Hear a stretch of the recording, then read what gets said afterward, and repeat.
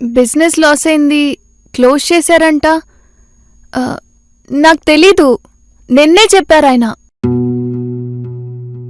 అవును దినా. మరి నెక్స్ట్ ఏం చేద్దాం అనుకుంటున్నారు? వంశీ ఏదైనా జాబ్ చూసుకుంటాను, ఇంకా బిజినెస్ వద్దు అన్నాడు. అంతేలే, అదే బెస్ట్. హా వదినా, చాలా బాగా జరుగుతూ ఉండేది. చెఫ్లు చాలామంది మారడం వల్ల టేస్ట్ క్వాలిటీ మారిందని అలా నెగిటివ్ అయిపోయింది.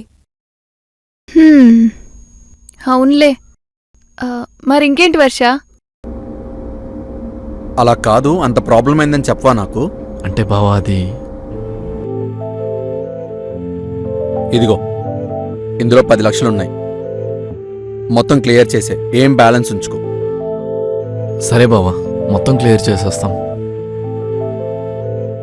ఇంక ఇలాంటివి చేయకు, నాకు చాలా ఇబ్బందిగా ఉంది.